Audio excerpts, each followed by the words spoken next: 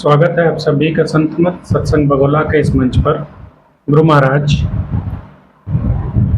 पिछले रविवार को हुए बड़े सत्संग में से एक प्रेमी है और वो प्रश्न उठा रहे हैं कि विभिन्न प्रकार के जो नरक गरुड़ पुराण में बताए गए हैं, क्या वो सत्य हैं? कृपया इस पर प्रकाश डालें। मेरी प्यारी प्यारी आत्माओं, प्रश्नकर्ता का प्रश्न बहुत उत्तम है। और वो जो प्रश्न करते हैं, पीछे जो सत्संग हुआ उसमें शायद आया होगा नरक की बात। तो ये जो गरुड़ पुराण की बात नहीं, ये संतों की बात है। संत मत में कभी भी पुराणों से संबंधित कोई बात नहीं ली जाती है। संत मत में तो संतों के जो अनुभव हैं, जैसे कबीर साहब ने अपना अनुभव कहा, रैदास जी ने अपना अनुभव कहा, पलटू साहब ने अपना अनुभव कहा, दादू दयाल जी ने अपना अनुभव कहा, और भी जितने संत हुए, मीरा ने अपनी बात कही, तुलसी ने अपनी बात कही, गुरु नानक देव जी ने अपनी बात कही, तुलसी साहब हाथरस वाले थे, उन्होंने अपनी बात कही। सभी ने अपनी अपनी तरह से उस नरक का विवेचन किया है। तो मुक्तानंद जी तो ये जो लिखते हैं और उन्होंने जो समझाया, वो ये कहते हैं कि मैं साधना के माध्यम से जब मेरी सूरत ऊपर चढ़ती है तो मैं क्या देखता हूं, और वो ये देखते हैं कि वहां जो बड़े बड़े कुंड थे, जो मलमूत्र के भरे हुए थे, पीप के भरे हुए थे, रक्त के भरे हुए थे, और भी अनेकों प्रकार की ढेर बताए उन्होंने, हड्डियों के ढेर बताए। तो वो कहते हैं कि मेरे को जब मैंने वो देखा और जब मेरी सूरत नीचे आई, जब मेरा ध्यान टूटा, तो मेरे को कई दिन तक भोजन अच्छा नहीं लगा। जब ये बात होनी है और ये सबके साथ होनी है, तो क्या मेरे साथ भी होगी बात? तो उन्होंने उसके बाद जो भजन सुमरण था उसका उपदेश तो किया ही, और उन्होंने अपने जीवन में विशेषतः बारंबार उनका जो उपदेश होता था, सत्संग होता था, बहुत छोटा होता था, और बहुत छोटे सत्संग में वो दो ही विषय पे चर्चा किया करते थे। जो हम कर रहे हैं उसका भोग हमें भोगना पड़ेगा। यह 101% सत्य है कि जो हम कर रहे हैं वो हमें भोगना पड़ेगा। अनेकों लोगों ने प्रश्न किया उनसे, वो यही बात कहा। दूसरा जो उनका प्रश्न होता था कि भोगने के लिए या तो वहां भोगना पड़ेगा या यहां भोगना पड़ेगा। यहां कैसे भोगना पड़ेगा? यहां भजन सुमरण करके। जैसे वो कहते हैं कि संसार का कोई भी बीज जो होता है वो समय पाके अंकुरित हो जाता है। मान लो जैसे ही उसको जलवायु मिलेगी अपने अनुकूल, तो वो अंकुरित हो जाएगा और उसी बीज का फिर दूसरा बीज बन जाएगा। ये तो एक निश्चित सी बात है कि फल के अंदर बीज छुपा हुआ है और बीज के अंदर वृक्ष छुपा हुआ है। फल के अंदर बीज छुपा हुआ है और बीज के अंदर फल छुपा हुआ, वृक्ष छुपा हुआ है। हम सब जानते हैं बट वृक्ष होता, बड़ा विशाल वृक्ष होता है, मगर जब आप उसके बीज को देखेंगे तो सरसों से छोटी होती राई, और राई से भी छोटा बीज होता है उसका, मगर उसका जो वृक्ष है, जो बट वृक्ष है, उसमें से जो बनेगा वो उसको हमें दिखाई नहीं देता है। वो कब दिखाई देता है? जब हम क्रिया करते हैं, जब हम कर्म करते हैं, और अपना समय पा करके वो विशाल वृक्ष हो जाता है। तो वो इस बात को कहते हैं कि अनवृत चलता रहता है, अनवृत चलता रहता है। अब हम करें क्या इसके लिए? जो ये बीज है वो नष्ट हो जाए। बीज का अर्थ है पुण्य का या पाप। ये भी हमारी भ्रांति है कि हम पाप को भोगने ही आएंगे। जो हमने खोटे कर्म किए हैं हम उन्हीं को भोगने आएंगे, नहीं। हम जो अच्छे कर्म करते हैं, जो सुच्चे कर्म करते हैं, उनको भी भोगने के लिए हमें आना पड़ेगा। जैसे आपने देखा वो बड़े बड़े लोग हैं, एक एक रात उनकी 2-2, 4-4 लाख रुपए में बीतती है होटलों में। क्या हम संसारिक दृष्टि से देखें, क्या वो लक्ष्मी का अपमान नहीं है? लक्ष्मी का अपमान हो रहा है, फिर भी लक्ष्मी उनके पास भागी चली आ रही है। वो अपमान कर रहे हैं फिर भी भागी चली आ रही है। क्यों? क्या कारण है? क्योंकि जो पिछले जन्म में उन अच्छे कर्म जो किए हैं, सुच्चे जो कर्म किए हैं, उनका फल है जो उन्हें भोगना पड़ रहा और भोगेंगे वो। इसी प्रकार से जब खोटे कर्मों का फल आता है तो खोटे कर्मों का भी फल भोगना पड़ता है। ऐसा नहीं अच्छे का ही भोगना पड़ता है, बुरे का नहीं भोगना पड़ता, बुरे का भोगना पड़ता, अच्छे का नहीं भोगना पड़ता, दोनों का ही भोगना पड़ता है। तो वो कहते हैं, संत कहते हैं कि इसका बीज कैसे नष्ट हो। कभी हम अच्छा भोगने के लिए आ जाते हैं, कभी बुरा भोगने के लिए आ जाते हैं, पता नहीं क्या क्या रूप धारण करके आ जाते हैं।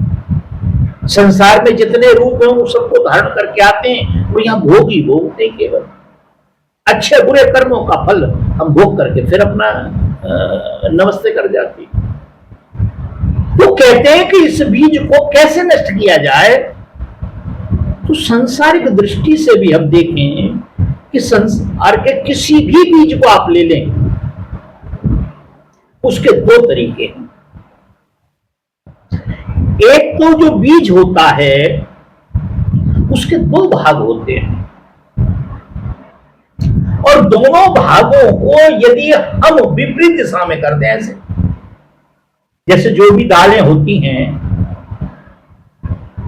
तो उन दोनों के अंदर दो पार्ट होते हैं और वो आपस में ऐसे जुड़े होते हैं। हमें करना क्या है कि हमको दोनों को विपरीत दिशा में कर देना है। जब वो विपरीत दिशा में हो जाएंगे, दल दिया जाएगा, उन दोनों पार्टों को अलग कर दिया जाएगा, तो दोबारा अंकुरित नहीं होंगे। जैसे हम चावल को बोए, चावल को, तो चावल कभी भी अंकुरित नहीं होगा। अंकुरित जो होगा वो धान होगा। धान का अर्थ है कि उसके ऊपर अभी उसका आवरण लगा हुआ है। इसी प्रकार से हम इस काम को नहीं करना चाहते, तो हम क्या करें कि बालू को ले लें और बालू को गर्म कर ले, हीट दे दें उसे, फिर उसमें भून दें उसको, और भूनने के बाद आप उसे डाल दें।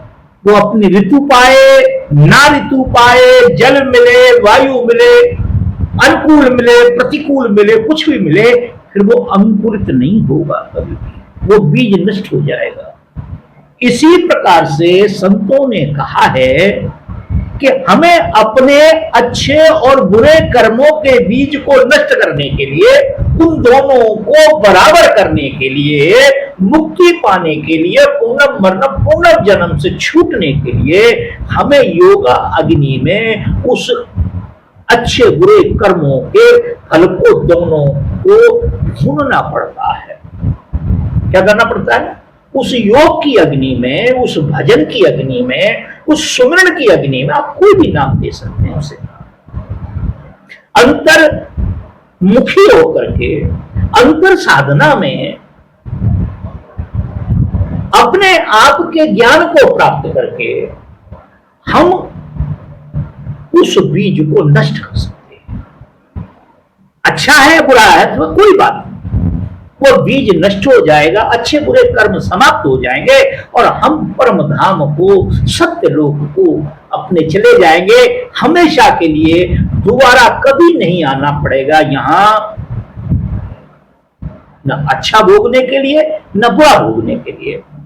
तो सभी संतों ने, चाहे वो हिंदू धर्म के संत हो, सनातन के संत हो, आर्य के संत हो, संत मत के संत हो, इस्लाम के संत हो, सिख धर्म के संत हो, किसी के भी संत हो, सबने एक ही बात कही कि अज्ञान रूपी दशा को नष्ट करने के लिए, अज्ञान रूपी दशा को नष्ट करने के लिए ज्ञान रूपी दशा में हमें आना पड़ेगा, ज्ञान को प्रकट करना पड़ेगा।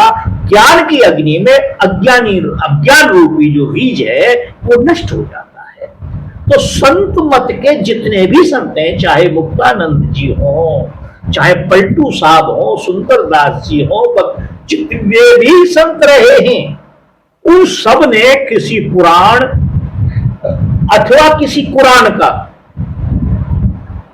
कोई माध्यम नहीं लिया। क्यों? कि ये जो माध्यम है, पुराण अथवा कुरान के जो माध्यम हैं, ये माध्यम तो ऐसे माध्यम हैं, इनकी पूर्ति कभी कोई कर ही नहीं पाएगा।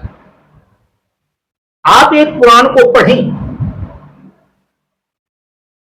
आपको ऐसा लगेगा कि शायद मुझे ज्ञान हो गया, मगर आपकी भूख शांत नहीं होगी और वो पुराण लास्ट में ये कह जाएगी कि आप आगे देखें। जैसे वेद कहता है त्राय त्राय त्राय त्राय त्राय माम, नहीं जान पाए, नहीं जान पाए। तो कहने का जो अर्थ है, संतों ने जो हम लोगों को दर्शाया, हमें जो उनके चरणों में बैठ के, उनकी जूतियों में बैठ के जो प्राप्त किया, हम केवल उसकी चर्चा करते हैं। किसी धर्म की, विशेष की, किसी मजहब की, उसकी कोई चर्चा नहीं करते।